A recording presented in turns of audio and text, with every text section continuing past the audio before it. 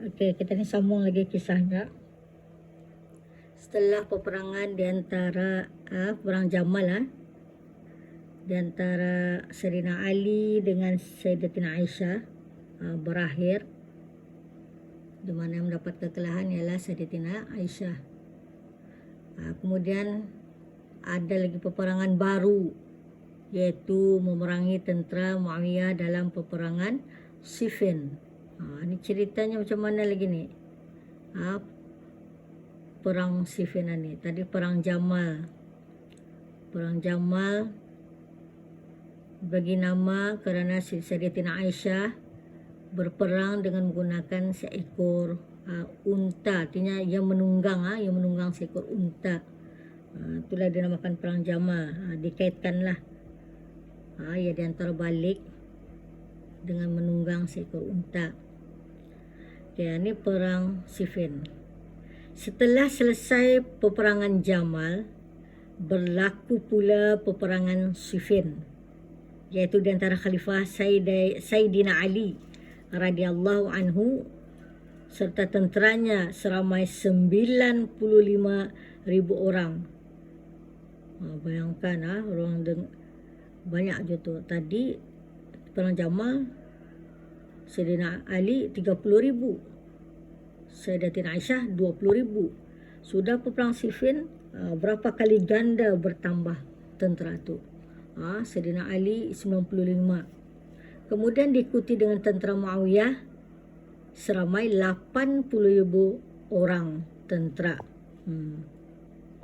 Jadinya Sayyidina Ali ni berperang dengan tentera Muawiyah. Kedua-dua pihak bertemu. Di mana orang bertemu ni? Bertemu di tepi sungai bernama Siffin. Itulah kenapa dinamakan perang Siffin. Kedua-dua belah pihak ni, Sayyidina Ali dan Muawiyah ni bertemu di tepi sungai bernama Siffin, iaitu pada bulan Zulhijjah tahun 36 Hijrah.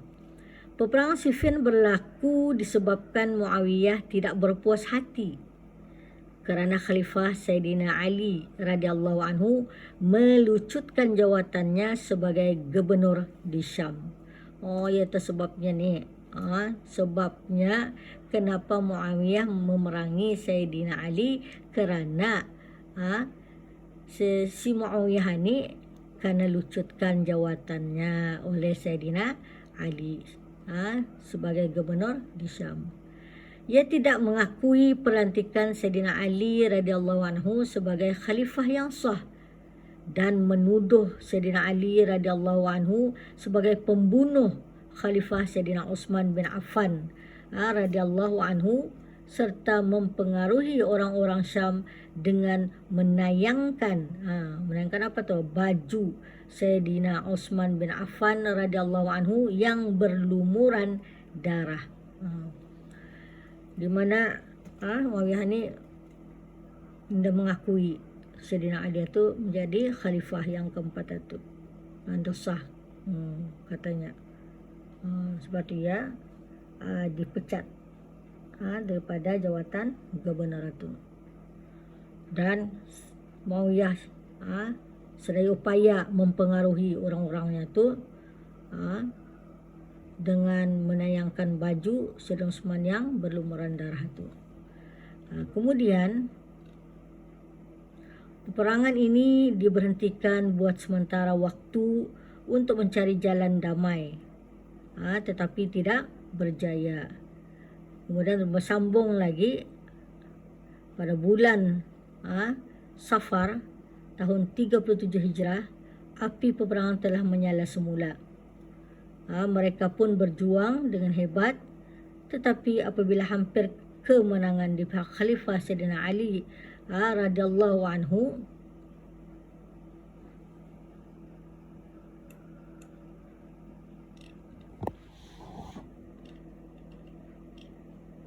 Muawiyah pun menyuruh tentera-tenteranya mengangkat Al-Quran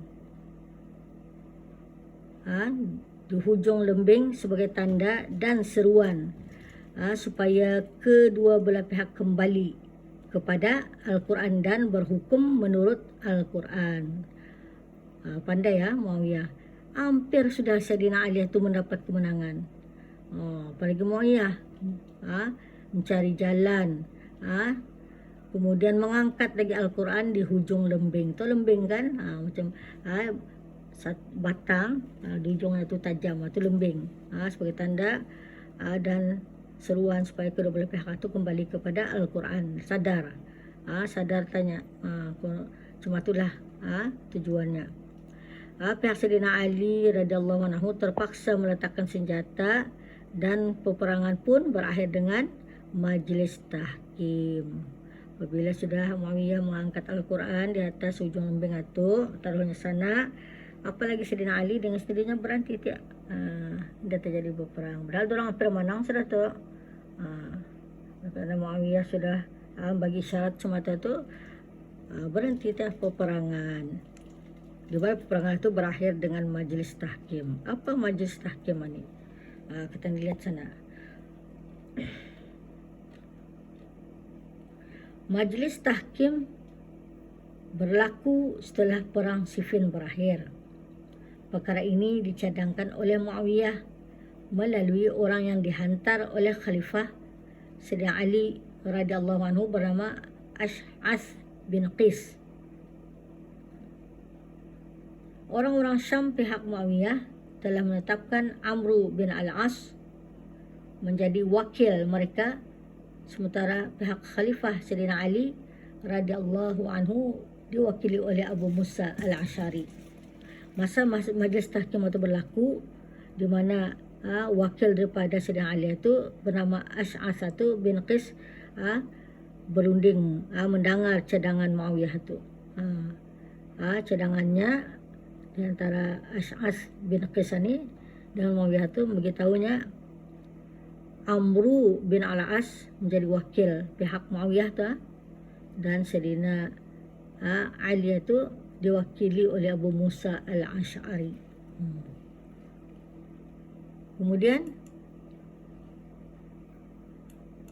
kita lihat lagi siapa dia Amru bin Al-As ini. Amru bin Al-As ini adalah terkenal sebagai seorang yang pintar dalam perundingan. Berbanding dengan Abu Musa Al-Asy'ari, ia terkenal dengan sifatnya yang lurus dan lemah lembut. Nampak tu, masing-masing punya kepandaian, kepintaran itu tidak sama. Amru bin Al-As seorang pintar dalam perundingan, sedangkan Abu Musa Al-Asy'ari terkenal dengan sifatnya yang lurus dan lemah lembut. Apabila sampai masa yang ditentukan, Sayyidina Ali radhiyallahu anhu menghantar 400 orang rombongan yang diketuai oleh Abu Musa Al-Asy'ari. Tetapi beliau sendiri tidak berangkat sama. Sayyidina Ali tidak ikut, ia mengantar yang 400 orang. Sementara Muawiyah berangkat bersama-sama 100 orang rombongan yang diketuai oleh Amru bin Al-As di suatu tempat bernama Darun Nadwa. Bayangkan, Sayyidina Ali menghantar 400 orang rombongan, Muawiyah cuma 100 orang. Masa itu Muawiyah ikut serta tu, bersama-sama dengan 100 orang itu yang diketuai oleh Amru bin Al-As. Dalam perundingan itu, Amru bin Al-As mencadangkan kepada Abu Musa Al-Asy'ari supaya jawatan khalifah itu diberikan kepada Muawiyah. Masa muda-muda perundingan,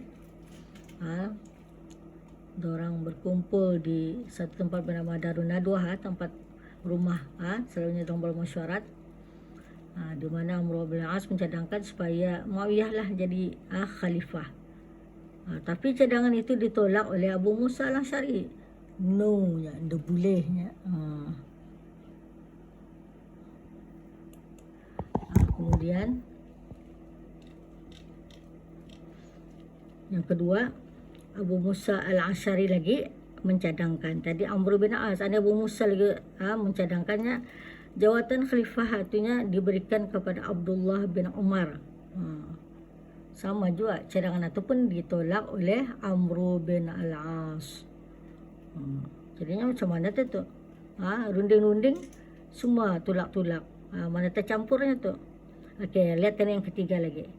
Kemudian Abu Musa al-Asy'ari mencadangkan supaya kedua-dua khalifah Sayyidina Ali radhiyallahu anhu dan Muawiyah bin Abi Sufyan dipecat dan diserahkan pemilihan khalifah itu kepada orang ramai. Cadangan ketiga. Cadangan ketiga ni kalau bolehnya siapa tadi? Sayyidina Ali nya dengan Muawiyah ni nya memecat diri orang masing-masing. Supaya dipecatnya di depan orang ramainya.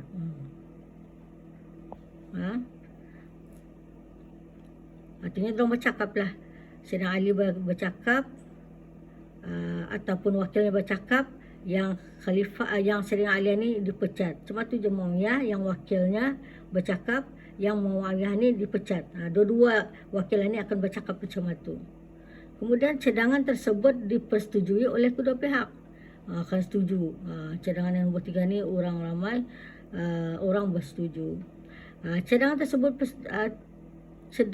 tersebut dipersetujui oleh kedua pihak. Selanjutnya Amru bin Al-As mencadangkan supaya Abu Musa al-Asy'ari bercakap terlebih dahulu kepada orang ramai dengan alasan ia seorang sahabat yang lebih tua daripada Amru bin Al-As. Apalagi kan kamu tahu sudah tadinya cikgu, Amru bin Al-As ni bijak, pintar dalam perundingan. Jadinya disuruhnya lah Abu Musa al-Asy'ari dulu bercakap. Abu Musa al-Asy'ari ni disuruhnya dulu bercakap kerana ia lebih tuanya. Jadinya Abu Musa apalagi orang yang lurus dan lemah lembut pun bersetuju. Bersetuju yang ia tu akan mula bercakap dulunya. Tetapi Abdullah bin Al-Abbas telah menasihatkan Abu Musa al-Asy'ari. Apa nasihatnya tu? Di mana nasihatnya supaya menolak cadangan tersebut kerana Abdullah yakin bahawa Amru bin Al-As ni orang yang cerdik dalam perundingan dan seorang ahli politik yang handal. Tetapi Abu Musa al-Asy'ari tidak menghiraukan nasihat Abdullah bin Al-Abbas ini. Setelah Abu Musa al-Asy'ari mengatakan bahawa ia telah memecat Sayyidina Ali radhiyallahu anhu daripada jawatan khalifah, maka Amr bin Al-As pun berkata, pasal tadi Abu Musa al-Asy'ari kena suruh bercakap dulu, maka ia bercakaplah. Nasihat yang Abdullah tu tadi bin Abbas itu indah dihiraukan. Maka apa kata Amr bin As? Tuan-tuan sekalian, orang ini, yakni Abu Musa al-Asy'ari, telah memecat ketuanya. Supaya ketuanya, saya pun ikut sama memecatnya, yakni memecat Khalifah Sayyidina Ali radhiyallahu anhu. Abu Musa sudah mula bercakap berkata yang ia telah memecat Sayyidina Ali. Maka diikuti oleh Amr bin As ni memberitahunya, wahai tuan-tuan, oleh kerana Abu Musa nya telah memecat ketuanya, maka saya pun mengatakan juga saya memecat Khalifah Sayyidina Ali. Kemudian apa tu? Sekarang yang layak jadi pemerintah ialah Muawiyah, kerana dia telah dilantik oleh Khalifah Sayyidina Utsman bin Affan radhiyallahu anhu menjadi gubernur di negeri Syam dan lebih layak menjadi pengganti khalifah. Kan sebelum mana Muawiyah tu kena lantik jadi gubernur oleh Sayyidina Utsman. Jadinya oleh kerana tadi pemilihan siapa yang patut jadi khalifah, maka akhirnya Sayyidina Ali pun dipecat, Muawiyah lah yang akan mengganti menjadi khalifah tu dan layak menjadi khalifah.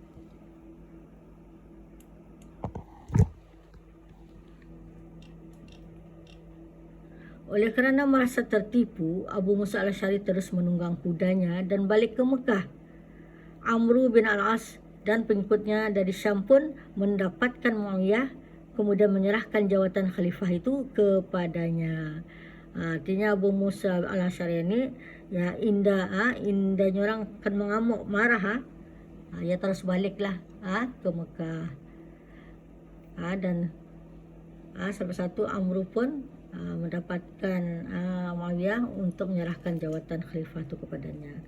Abdullah bin Abbas dan rombongannya balik menghadap Khalifah Sayyidina Ali radhiyallahu anhu dan menerangkan hal-hal yang berlaku dalam perundingan tersebut.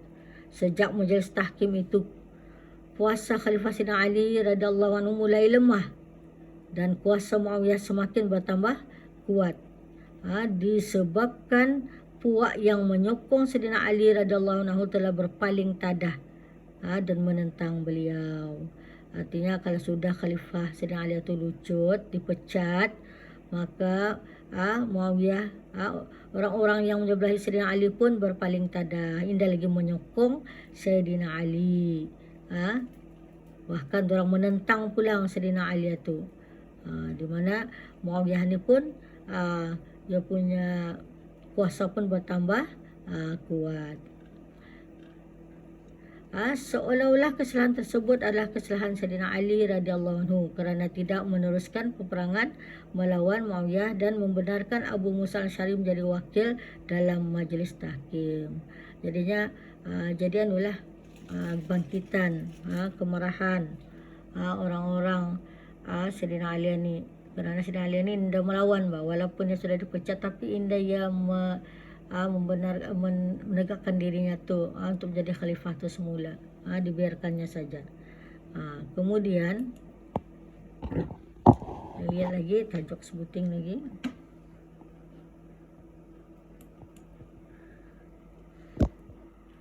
Kemunculan puak Khawarij. Puak Khawarij ini adalah kumpulan orang-orang Islam yang tidak bersetuju dan menentang.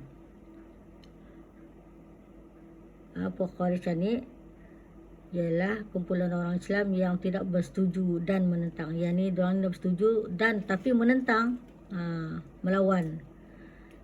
Khalifah Sayyidina Uthman bin Affan radhiyallahu anhu kerana cara pemerintahan yang mementingkan ahli keluarga dalam memegang jawatan-jawatan penting.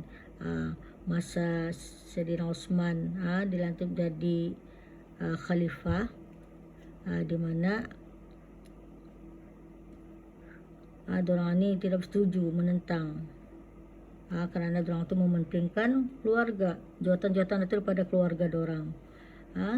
Kemudian Khalifah Sayyidina Ali radhiyallahu anhu kerana sikap beliau yang menerima pelantikan khalifah daripada golongan pemberontak, di mana Puak Khawarij ini pun dah bersetuju dan menentang kerana Sayyidina Ali ini dilantik oleh pemberontak. Kemudian Muawiyah bin Abi Sufyan lagi kerana beliau merebut jawatan khalifah dengan kekerasan. Cara Muawiyah itu mengambil jawatan khalifah itu dengan cara kekerasan. Itulah kemunculan Puak Khawarij, di mana diorang ini tidak bersetuju dan menentang ketiga-tiga orang ini dilantik menjadi khalifah. Kemudian kita lihat tajuk pengambisan.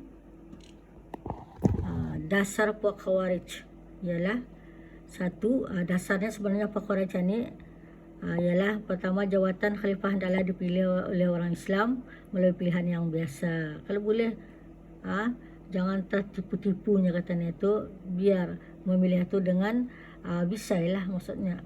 Yang kedua, calon khalifah hendaklah orang benar-benar layak memegang jawatan khalifah, tidak kira dari keturunan Quraisy atau dari golongan hamba abdi.